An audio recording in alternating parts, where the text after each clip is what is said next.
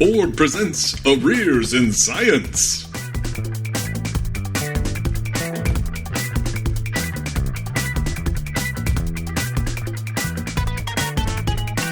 This is Gary Butterfield. This is Cole Ross. And welcome to the end of the trilogy. And not the end of the show, but we're going to kind of spin our wheels for a while.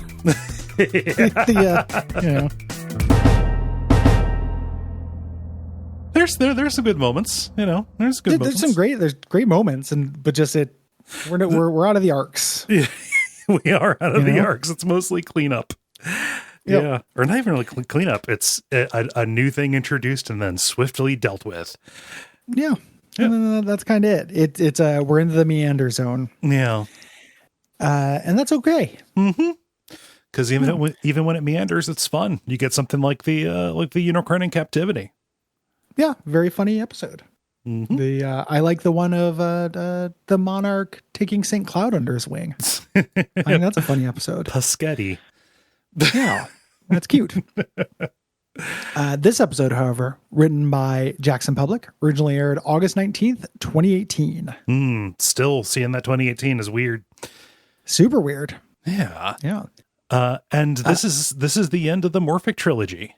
After the separated narratives of the first two episodes of the season, we kind of bring it back together in this flashback and exposition heavy episode that kind of answers some questions, reveals some secrets, and ties a lot of stuff together that was purely accidental. They didn't have a plan for it. They just found convenient ways to make it into a bow. It's great. Yeah. It's really impressive. What was the word you used when we were last recording? Because the last couple episodes we recorded about, I didn't get a chance to listen to the commentaries. Okay. Which typically is fine. This time I did. What was the word you used for the energy of the commentaries? I forget the word that I used for the energy of the commentaries. It's weird to hear them talk about an eighth season. That's one thing that sticks out that I thought about this time as I listened to the commentaries. There's a little bit of like a desultory, like they're kind of desultory to a degree in terms of like being they don't feel like they're in good moods. Yeah, they don't. I think you might have said it was like the Beatles like Get Back movie or something like that. Like they don't. This is the first time I listened to a commentary for this season.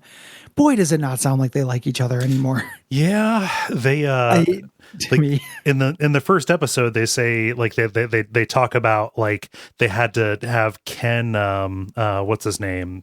Ken Peele? Ken Levine. No, yes, Ken Levine, creator of BioShock. No, they had to have Ken Peele give them give them like torrented versions of the episodes so they could record the commentary because Jackson wasn't going to be in New York for a long time. It was like, oh, we're not going to see each other for a long time. And it's like, oh, you guys who spend all that time together. Huh. I don't know what Jackson was doing.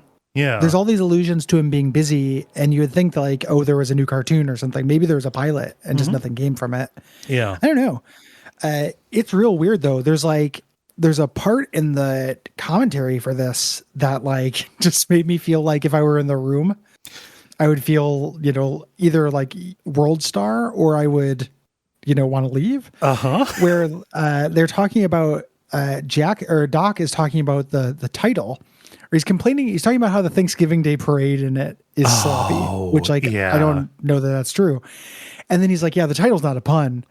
I mean, like the episode is basically a masterpiece, but you got to admit the title's not a pun. And I was like, what is this petty shit? Yeah. Like, who cares? Like, it's a great title for one. Yeah. For two, like, you weirdo. What are you getting at? Yeah. No, I don't understand. That was on the heels of talking about some stuff that was cut. I don't know if I'm making a beef where none exists, but like they're like, oh yeah, there's so much, there's so much that we needed to fit in that X, Y, or Z didn't make it, and he did all but say, oh, but the Thanksgiving stuff stayed, huh? Well, he does that about the gigantic roach as well, which did make it in. Yeah. But yeah, the energy is so weird. I'm kind of in a train wreck way. I might go back and listen to the first two commentaries and then I'm really looking forward to listening to the rest of them just because it's fascinating. Mm-hmm. Like Like This if tension this has is been one bubbling under the surface. if this is one long day that they're doing before Jackson leaves, like how much does that day deteriorate? They're gonna unravel. Yeah. It's a bummer because I mean, this episode, like I agree, that's like basically a masterpiece. Mm-hmm. Like, it's really weird how well so many things come together in this. Like, it's very good. It's super fun to watch. Like, it's a little like, like the first episode of the season, mildly light on jokes. Yeah. But at the same, it's so interesting. Mm-hmm. Like, it is just a very fascinating watch. Like, it functions as a drama. Yeah. No, it's playing in a different mode, and that mode is fine. It's welcome. If this is what the show became full time, that would be pretty weird.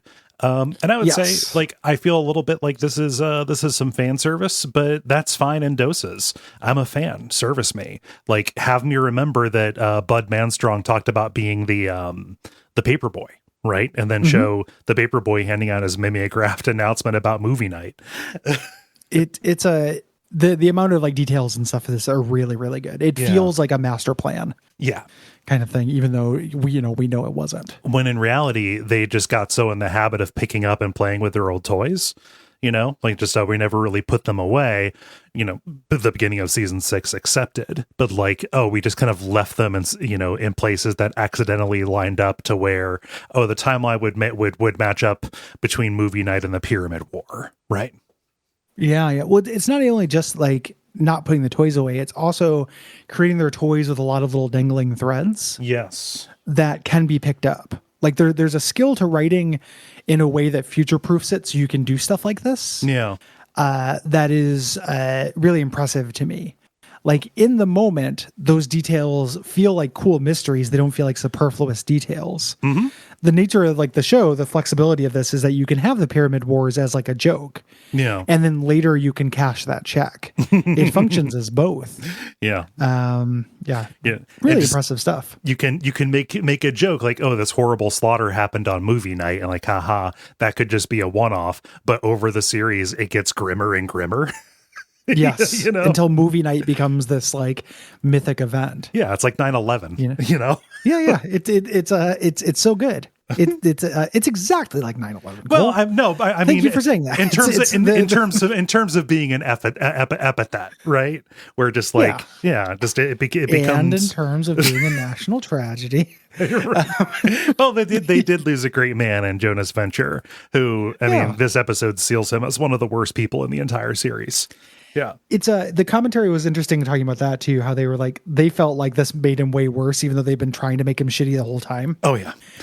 and you and I were like clocked onto his shittiness right away. Mm-hmm. But I think that part of it was knowing all this stuff. Oh yeah, absolutely knowing what he would do with Dawn. Right. Like that final line where even the people who are most loyal to him, they don't break with him, but they come as close as they ever do. Yeah. Yeah. Like this shit sucks, man. Yeah. Where are you going with this? Incredibly good. Also, they leave it open. His head is for is being kept for research. Mm-hmm. It's season 8. Who knows? Or if they had done a season 8, who knows? Real good. There are a lot of flashing lights in this episode, and consequently, there'll be a lot of flashing lights on this podcast. So there's your warning. Yeah.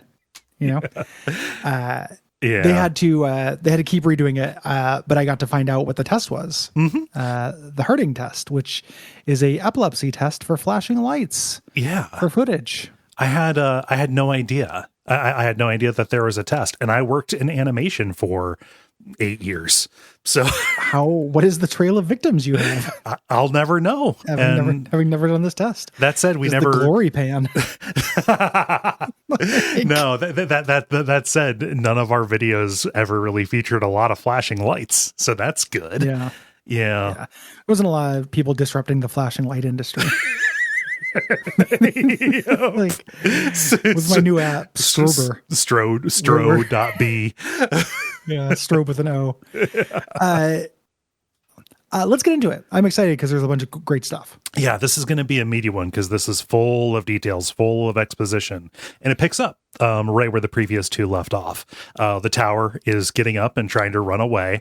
I love we get Dr. Orpheus saying he's trying to run away, and then D goes super run away. It is a super runaway. Yeah. You know, Rusty trying to convince his dad that he's not actually in the building. Everyone's trying to get out, but they can't. It's locked down. Brock radios, trying to get, he's locked out. And the Morphomobile swoops in, as we've seen before. Guild choppers come in at this point, guild wasps, shortly after this. Brock starts grappling down to the surface and tries to get backup. Radios Hunter for OSI backup because something's assaulting the Venture Tower, but they just had the dummy corp again. It's all hands on deck at dummy corp. Yeah, we have a brief cameo of Hunter standing in a lobby full of corpses. And then from the Morphomobile, the blue Morpho gets out, which is, we can account for the Monarch's whereabouts. This is not him. Gets out and walks into the lobby, and old Team Venture is shocked, and we see that this blue Morpho is actually Vendetta. Councilman number 1, speaking in the robot voice. Jonas Venture, where are you? Yes, just a great voice. So we get our flashback here to kind of explain it back at the Devil's Grip, or Bot Meets Bot. Yes. But on the events leading up to the Devil's Grip. Brock beating the crap out of Vendetta in the bathroom. Don Heck. Sorry for the kids. Don Heck. Yeah, the children version. Causing him to glitch out, and he's RoboCopping. Yes. He's talking about his wife and everything like that. Flash of his past, and we see his wife cradling the Monarch. The Monarch playing with Rusty, the plane crash that we've heard about, confirming that Vendetta is also the Monarch's dad. Yes. And, he remembers in this, he sees a sign for a freeway exit to Newark, New Jersey, and gets up and says, Newark, my home is in Newark. And then, what's that? Walks. Yep. Yeah, and then walks 1,766 miles over the course of 4 months to get to Newark. Honey, I am home. Hello, honey, I am home.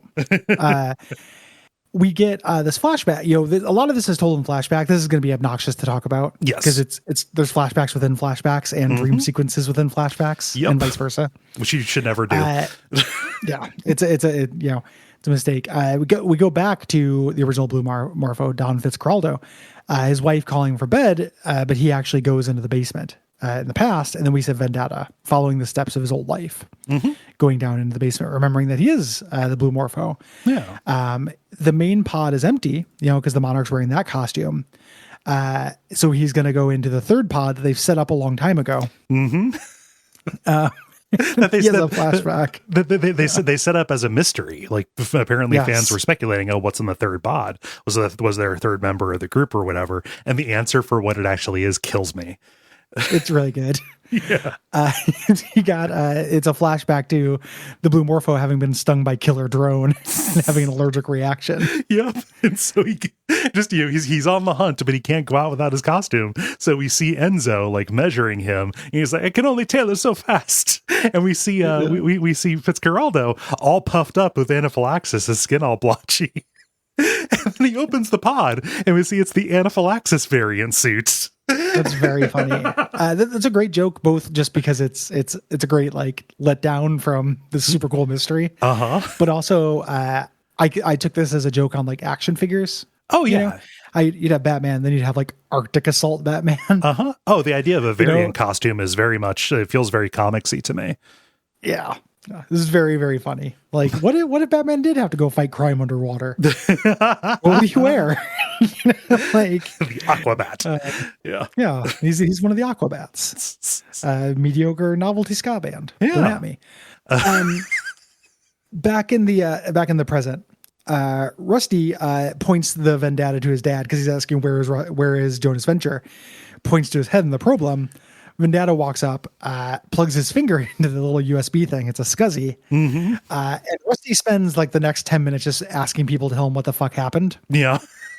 For an episode that's almost exclusively exposition about the past. He's not seeing any of it, which is fun. He's really not getting it. But Vendetta, having plugged in, kind of enters this mind meld, this shared cyberspace. We even see him falling through a bunch of ones and zeros like it's Lawnmower Man.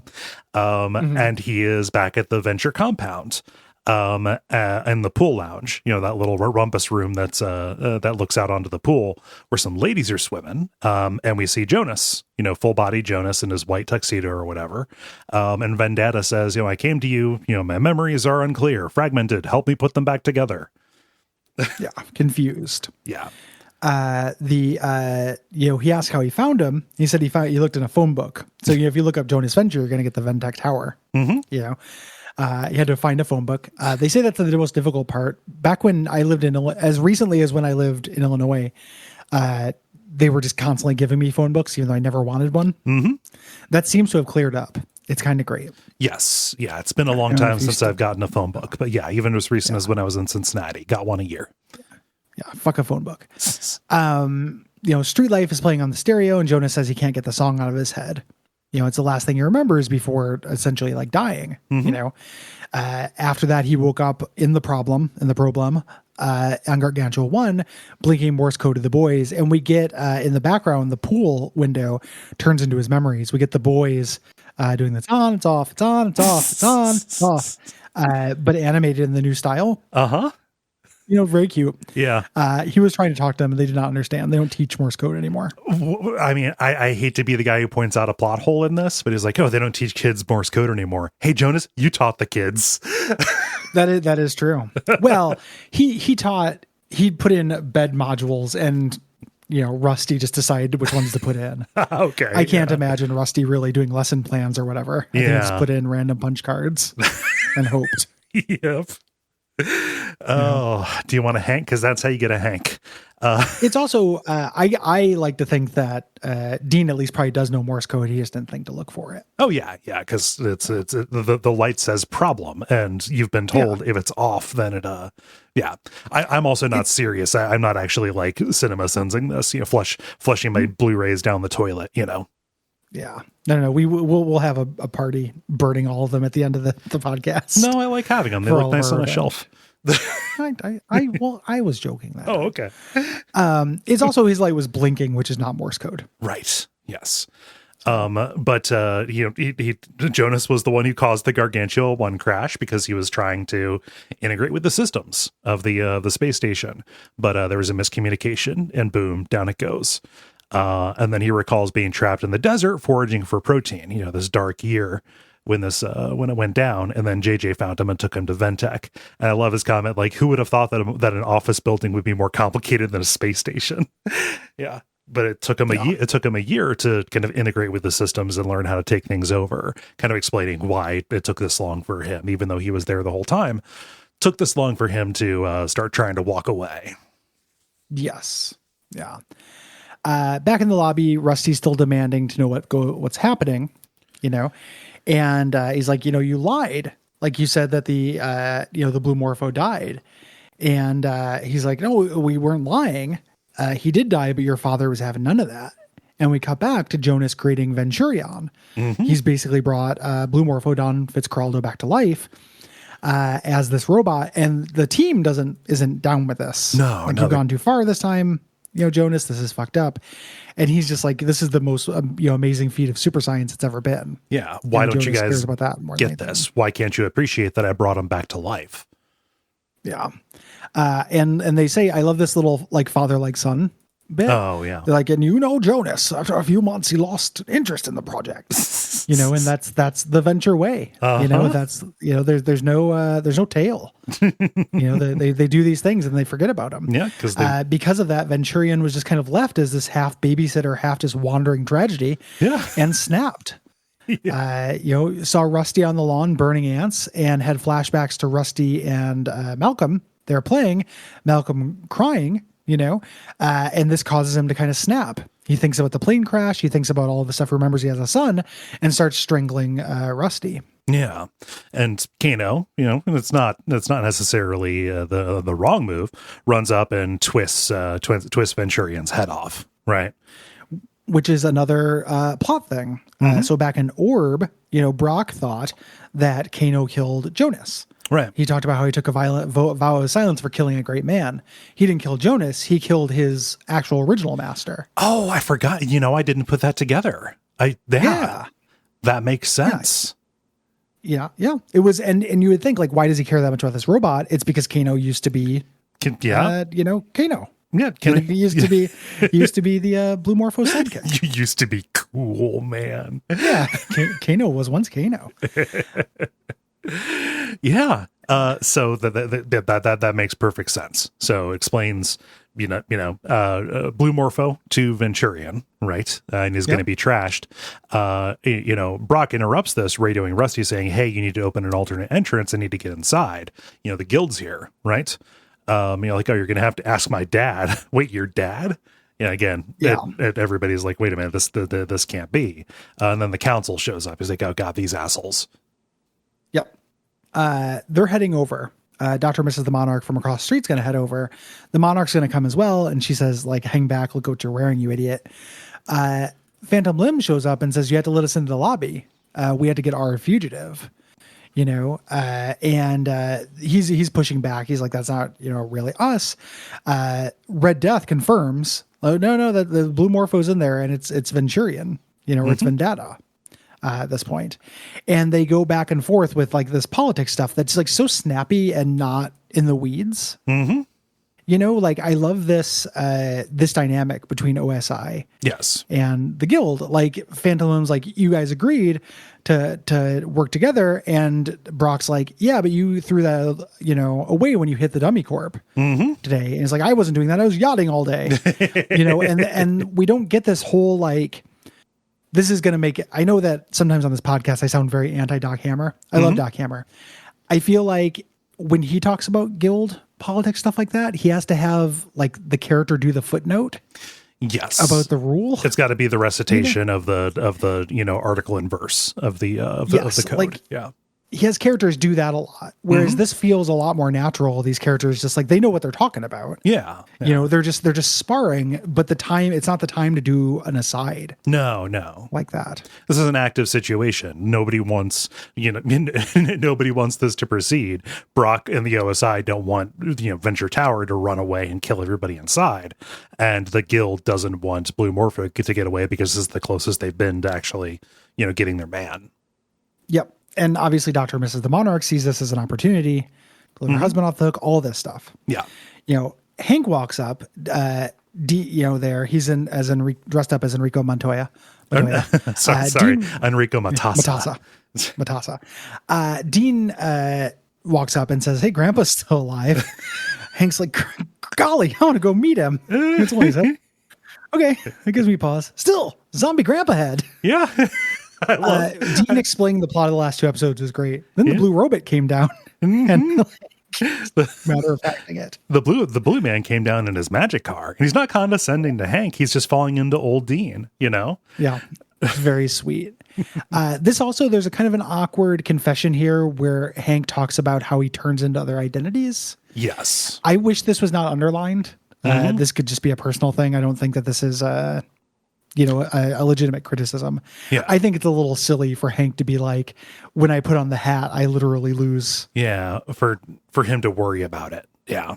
Yeah. It's like introducing a thread as opposed to this Hank just being Hank. That bummed me out a little bit. If they made anything of it before the stinger at the end of the series, when he leaves as the bat, that might have been fine. Like if this, actually followed through on stuff, but that's not what this season is about. I think I could have just done without it. Yes. Like I don't want a logical explanation for why Hank's going to Hank. I just like Hank being Hank, Yeah. I also never, before he, like the episode where he was Enrico Matassa and was like, I don't remember that even, I didn't talk about it in that episode, but even that kind of got under my nail a little bit. Like, I don't know. That's stupid. Yeah. That he just like literally loses his memory when he puts on the hat. Like that's weird and actually, unsound mentally in a way that I never associated with Hank. I just think of him as playful and, imaginative. Yeah. Like, I don't know. I find that like a really weird touch. Yeah. I prefer to think of Hank as not socialized. And therefore, he needs to kind of escape into these other identities in order to figure out how to interface with situations, as opposed to actually being infirm. And even Dean, and this is a little bit later in the episode, but even Dean says, it's probably not dissociative identity disorder. You just have an overactive mind, Yeah. So he shouldn't be worrying about it. No. So Dr. Miss the Monarch is like, hey, what the fuck? Dr. Z, you built Vendetta. Why would he be dressing up as the Blue Morpho? I love this flashback so much. This kills me. This is so good. This is like a top 5 scene for me. Yeah, it's really good. And I just reminding me how much I love Dr. Z's voice. To be honest, much of the summer of 77 is a blur. He has a lost weekend similar to John Lennon. They just put Dr. Z in with John Lennon. And this weird undercurrent of like the dropped thread of the guild being entirely musicians. You know, like it's weird because they decide not to do that. It's still like 30% musicians by volume, though. You know, it's like that was never Bowie, but he is hanging out with Shrill Spectre and Scary Nilsson. Scary Nilsson is so good. Scary Nilsson's very good. And then Shrill Spectre, obviously, Phil Spector. Yeah, actual villain. Yeah, like actual villain, murderer, but also the guy who did, created this, all the '60s music that sounds so fucking amazing. Yeah, the Wall of Sound. There's nothing that sounds better than like '60s girl group records. Yeah, that's Phil Spector with his Wall of Sound technique, and then him using it to blast everybody with his cape full of speakers. It's so good. I love it. Oh God. I love when they're playing in the 60s. And for some reason that always hits for me. Oh, that's very funny. God.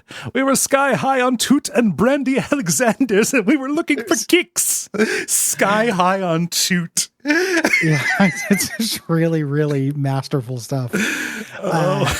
Since they get kicked out of this club, Dr. Z says, let's go arch Dr. Venture a little bit. Dr. Venture wasn't home, so they kind of shows them like peeing on his stuff and throwing bottles and everything. They start rooting through his trash, and Dr. Z found Venturian, who he took home, and saw there was a real guy in there. That it was an android. Or a cyborg, rather. Yeah. He talks about how he should have put him out of his misery, but he loved turning Dr. Venture's creations against him. And we get this awesome flash of Jonas running through the jungle from an army of Z helpers. God, I fucking love the Z helper army. The Z helper is so good. Because we knew, again, we always talk about helper's combat mode. If he wasn't such a chicken, if he wasn't so emotionally broken, if he was actually used as a killbot, he would probably be pretty effective, especially in numbers. Yep. So incredibly good. I love little asides to adventures we didn't get a chance to see. Yeah. And I also love how Dr. Z like reprogrammed Venturian. It's the most basic stuff ever. So I reprogrammed him and it shows him running a degaussing gun over his brain. And then I programmed him for calamitous intent. And he just switches a switch from good to evil in the back of him like it's the Krusty doll. I think it's an explicit reference to the Krusty doll. To me, yeah. I can believe it. Yeah. There's basically no way that's not that's a coincidence. Yeah. And the idea is he wanted to, he was going to sick that on Jonas, but then some bungler dropped a dime and he got pinched in a narco rap. Yeah. And the Singapore feds rush in and they like pick up a science doodad and there are bricks of cocaine under it. They show the bungler. It's the guy that they showed from before, from the educational film. It's so good. The Z henchman. Yeah, I love it. Fucking bungler. Like I love him just categorizing everything as a bungler when he doesn't like them. I want Dr. Z's like motivational book like that. Yeah. Just my life philosophy to be unto not the bungler. I'm just imagining him stubbing his toe and calling his table a bungler. I mentioned this in An Abject Suffering, but we've still been on our bullshit. Me and the band have been really into making fun of Bob Seger and his "Don't Take Me to a Disco" line in old time rock and roll. So there's a lot of us just being doing Bob Seger impersonations of him categorizing things as either disco or old time rock and roll, like as either good or bad. Like a grilled cheese sandwich, that's old time rock and roll. Fligwa, that's disco.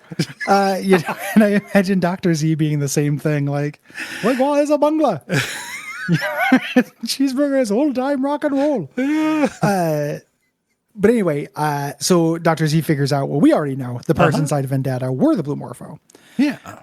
Dr. Mrs. the Monarch is about to say that, her husband's father is still alive. It's a big deal. The police roll up to disperse them for the parade. Yeah. I love this minute here where they're like, Brock walks over. He's like, I got this. I'm OSI. He's like, OSI don't give a damn. Like this is in 8 hours. This is going to be, that feels a little like a New York joke, but yeah. In 8 hours, this place is going to be full of underdogs. Yep. The Alpha Dog. Oh, I think he says underdog, but we get to see Alpha Dog in the float. We do get to see Alpha Dog and Busy Bee. Yeah. Alpha Dog. Yeah. But then there's just this side plot, like that would be another episode of Hatred forgetting the Thanksgiving Day parade, so he has to get ready at the last minute. It's very minor. Like this, it doesn't take up enough time to be frustrating to me. I like how Hatred goes off and does this little tiny thing because he's not in the big leagues. Just this low stakes, like he's very much just like just a sinecure, right? Yep. How the mighty have fallen. Red Death says he knows a diner, so Brock and all the guild people go to this diner to kind of wait this out. Yeah. The Monarch hasn't been nearby. He hasn't heard any of this, and he's like, I have to kill that guy inside who is dressed like the Blue Morpho and seen the Morpho cave, knows our secret. Yeah, this is gonna get us off the hook. Yeah, got to kill that guy. So Hatred is, bossing the guys around who are filling up the Rusty Venture float. I love the float. It's a little kid Rusty in a pirate barrel with a scimitar. It's great. And this is the bit with Hank and Dean talking about this potential dissociative identity disorder, like the guy from Split. Yeah. And he's like, I don't think you have, DID. You have an overactive mind. Oh, like the guy in Split when he's an X-Man. Very cute. And then he's like, oh, is that the museum where everything comes to life at night? Yeah. Just kind of being Hank. Yeah. The Monarch, his car's, the Morphomobile is being towed. He says Fatty needs his insulin, so he gets in the trunk to get his old outfit. Yeah. So they can not be in their incriminating colors. They can get to the climax in classic form. Yeah. We get to kind of getting the dark side. Previously when they'd shown flashbacks of Jonas and the Blue Morpho, they were like bosom pals. Yes. And turns out there is a dark side to this whole bit. We see this flashback of Jonas showing Blue Morpho the sex tape they made. I love the bit in the commentary. They're like, Jonas would probably just reach down his pants and start masturbating like it was nothing. 100%. Oh, yeah. He would. Like, that is such a just like, of course. Yeah, this this O needs to be Jade, okay? Yeah. So I've got to take care of this. Science while tennis is a problem. And Blue Morpho at this point, is confronted with evidence they cheated on his wife. Mm-hmm. It's like, oh my God, what was I thinking? Oh, Jill St. John and Stella Stevens, man. What's to think about? He's not in the life, He's like, I love my wife. We're trying to have a kid. It's not working. It's my fault. And I love this. He's like, cheer up, BM. It's almost never the man's fault. Science is doing wonderful things with fertility these days. Mm-hmm. Basically just saying, send your wife over here and I will fuck her into pregnancy. Yeah, my science is quite potent. Then the camera pans over, and I love this. This is a great moment. And Vendetta just says in the computer voice, "Bad friend." Yeah, it is a bad friend who has sex with your friend's wife to try to put a baby in her outside of his knowledge. Yeah, yeah. So that's how Fitzcarraldo. He's like, it worked, didn't it? Mm-hmm. But Jonas took Kano as payment, which is also something that was alluded to before. Yep. At some point, they talk about Jonas winning Kano. Mm-hmm. And he ended up using the sex tape as blackmail to get Blue Morpho to be his junkyard dog, as Dr. Z talked about. And we see him waving the tape around, like asking him to do all this stuff. Like, I need you to seduce Dr. Z. I'm out of plutonium, Yeah, just like waving the tape around like, what an asshole. Yeah. Blackmail is so insidious. It made me think of the wonderful review with blackmail. It's just absolutely heartbreaking. I'm blackmailing you. It's just like, well, we've been through all that, but I'm going to need the money. Just it's so gut wrenching. If you needed the money, you should just tell me. Yeah. And she's just so confused. God, I love reviews so fucking much. It is a wonderful show. It is. There are rumors of it coming back. There was that that COVID video that Daly did as Forrest McNeil. Oh God, I want it so much. Yeah, it's great. I bought the complete series on DVD because I was like, I would like to have this on physical media. Uh-huh. Please. over this diner, which is based on a New Yorkie diner that is like a, the waiters sing at you and all the food are old Hollywood puns. Yeah. Is the idea here. I love this. Phantom Limb, he's not accustomed to eating in diners like this. He asks Red Death, who's a regular here, like, oh, what should I have? He's like, oh, try the Patty Lupone melts. Yeah. They had come up with like a bunch of different puns, apparently.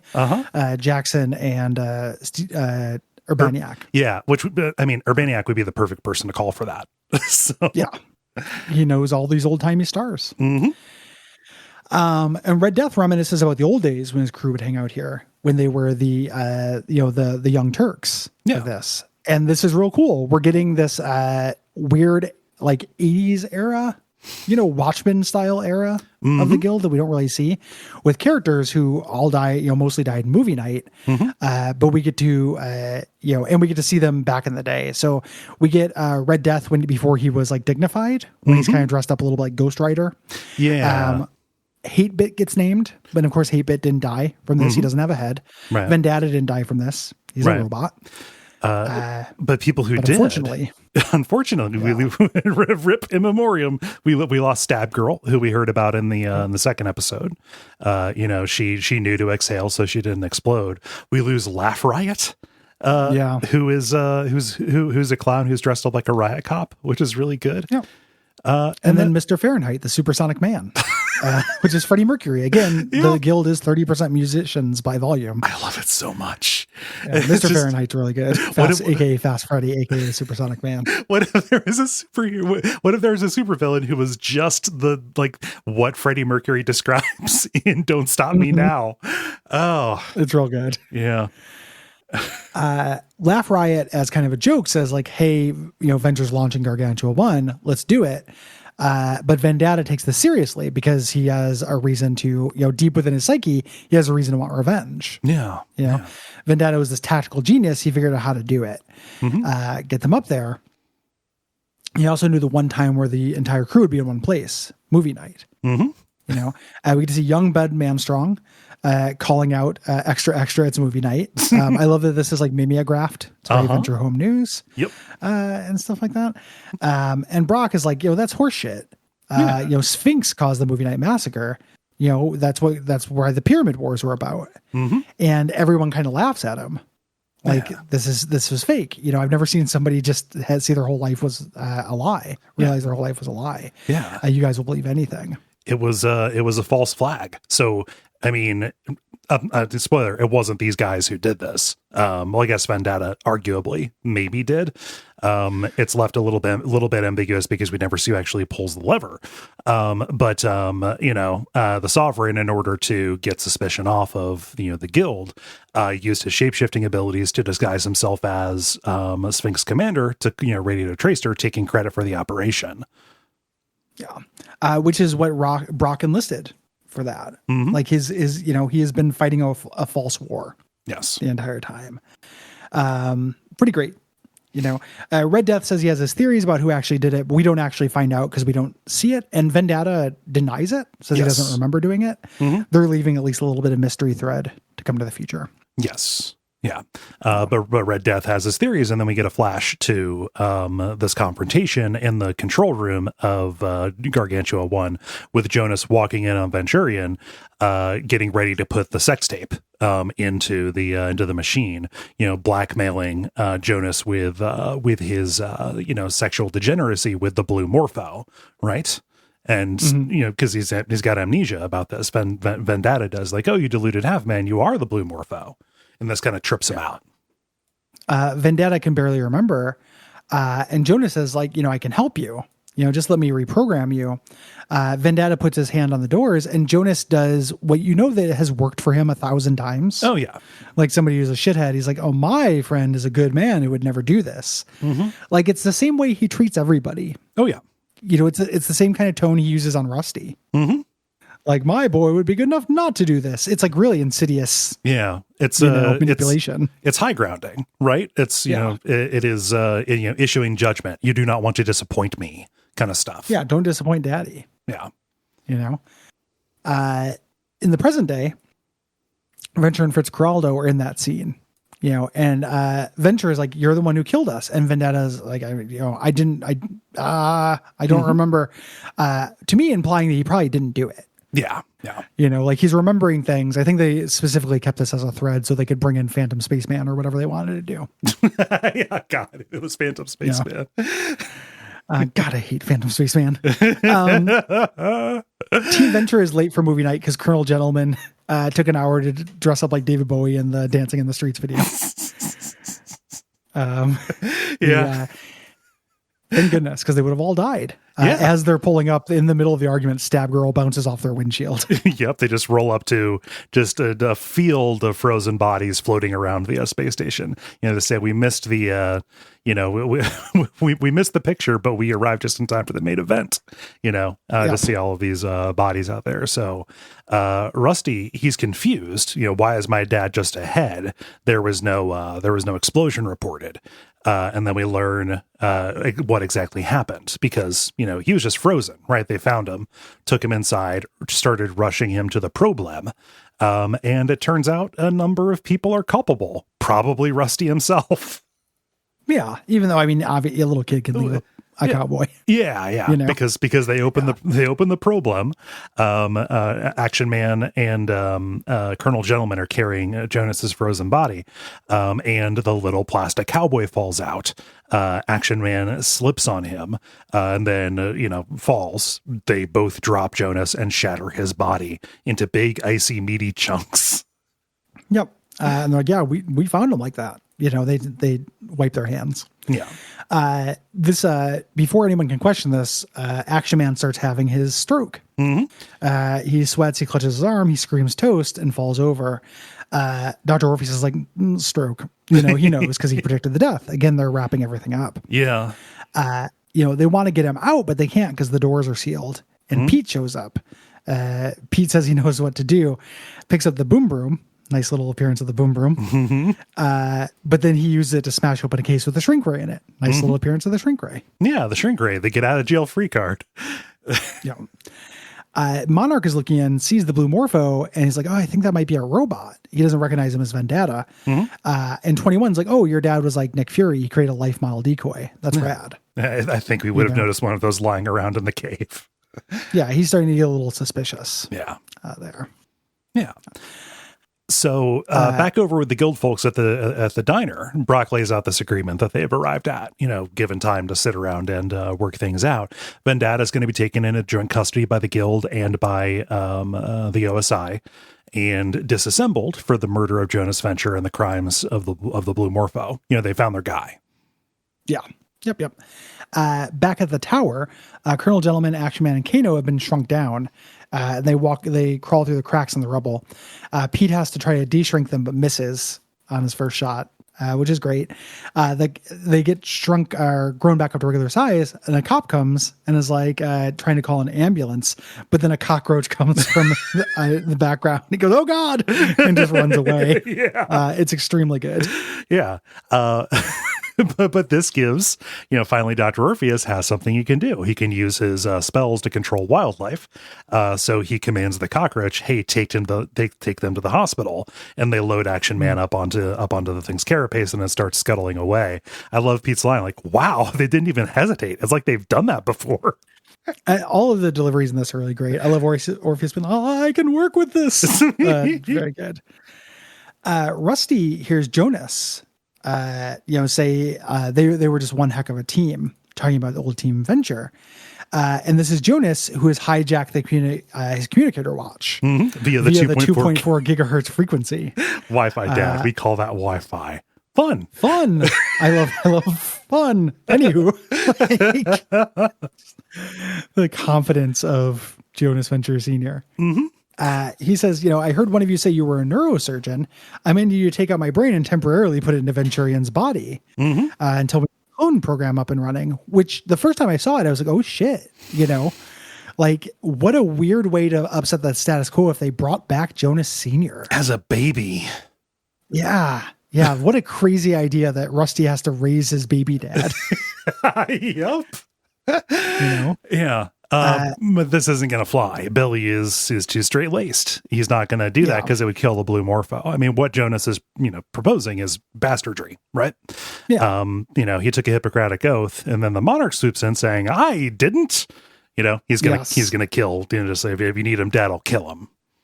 Doing his villain thing. Yeah. But then he notices, when he gets close enough, he kind of recognizes him. Yeah. And at this point, as his dad, inside the mindscape, Fitzcarraldo notices Jonas kind of being distracted, and figures he's up to something in the real world.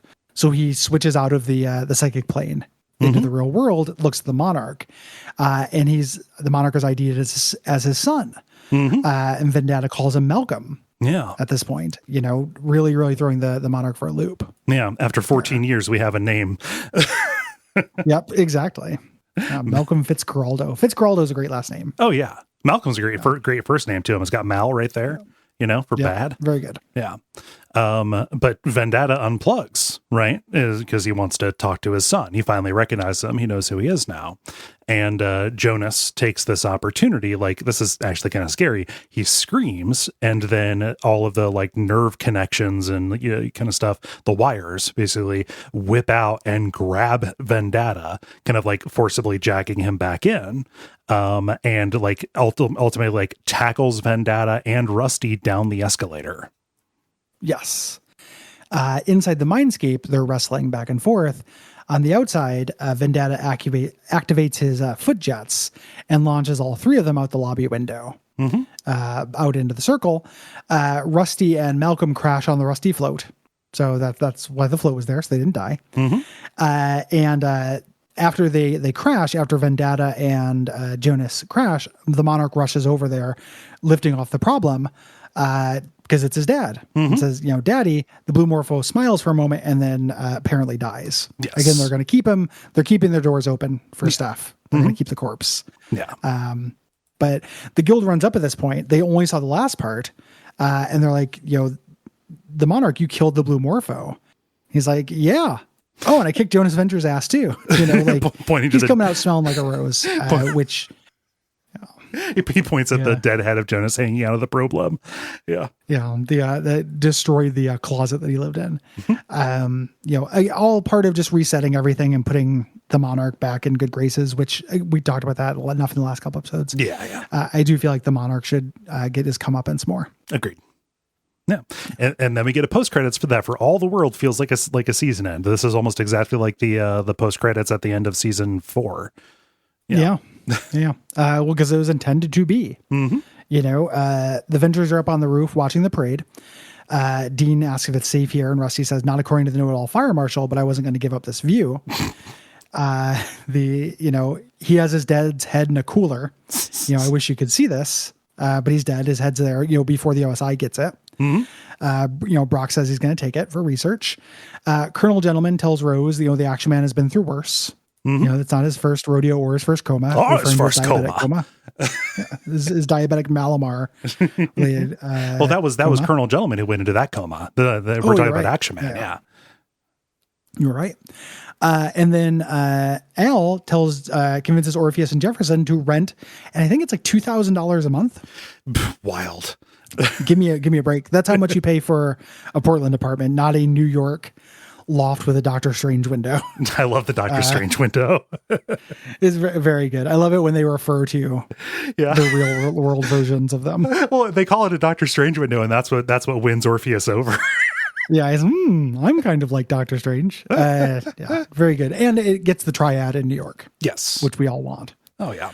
And then the Rusty float, they lose control of it, and it crashes into VenTech Tower. Actual last thing. I think it was like a Snoopy float that got loose one year, back in the 80s. Hurt a bunch of people. Yeah. Yeah. It's floats, or the Charlie Brown float has claimed many a victim. Think about it. Even before it was taken off. I'm right back in the pants. See one ball boy, I'm back at the pants. I'm scared about how much I need wine. Gosh, she's so funny. Do you know why she got kicked off of Twitter? Yes. It's incredible. It's an incredible story. Yeah. It's a heroic sacrifice. It is. To do something that funny, knowing you'll be kicked off. Twitter. Yeah, I just for anybody listening, because this is not just a conversation between the two of us. We're talking about Patty Harrison. Yes, comedian, actress. I think you should leave. It was like Pride Month, and Oreo did this, usual just pink washing kind of tweet, and it's like, we support, etc. And Patty Harrison changed her profile pic and her name to be Nilla Wafers, and she came in, like, she tweeted something like, "Nilla Wafers does not want to be eaten by bisexuals. Fuck you." Yeah, or not for not, and then apologized on behalf of such, but it was too late, and it was very funny. There, you can find the story, her telling it to one of the late night human stains. Yes, yeah, I can't remember who. Mm-hmm. So anyway, yeah, but yes, the Rusty Venture float, goes out of control, flies up, and crashes into the building, and that is the end of this of the Morphic Trilogy. A damn good series of episodes. Yeah, so quite good. So dense with stuff that like there was stuff that I didn't even notice. Yeah, very interesting. Again, just like an interesting episode. Wrapping this stuff up. It wouldn't have made sense as a series finale, right? But boy, it kind of feels like one, because it wraps up a lot of stuff. It really does. Like Mommy Bomb's still out there, mm-hmm. but like other than that, this closes a lot of loops. Yeah, I mean, and it even all but directly states that Rusty and Malcolm are brothers. Which is something that, like, when I first started watching the show, I was like, oh, are these guys brothers? They look really similar. They both have the red goatees and stuff, right? Yeah. This is back like when I was in high school. It's like, oh, and there's like, oh no, they just, this character design. No, it's actually true. Yeah. And it's what's kind of disappointing moving from this is that they make that a reveal. They make it basically. Yes, they make it a reveal to end the series. Yeah. Yeah, with this brotherhood, and make it at this point of intrigue, even though they've already given away the game. Mm-hmm. Yeah. But yeah, great episode. No notes. No notes. Just good stuff. So agreed. Yeah, I'm very excited to be in the middle of a season that I've only seen every episode once. Yeah. That's gonna be real fun. Mm-hmm. And there's some high cards here. I can't think of an episode that's just like that is an absolute loser here. Yeah, they just end up feeling a little bit inconsequential at worst. Yeah. So. Yeah. Anything else? Any last minute thoughts? No last minute thoughts. No. If you like the show, head on over to patreon.com/Duckfeed.tv. You will get bonus episodes. You will support your boys, and you'll get access to the Slack and a bunch of other cool stuff. Mm-hmm. You can also leave a rating or review in iTunes or Podcast Addict, any directory that you might use that takes reviews. We would appreciate that. And if that is not possible for you, you can tell some friends, talk about us on social media, help promote. All we have is word of mouth, really. Yes. Yeah. All those things are very, very welcome. And until next time, go Team Venture.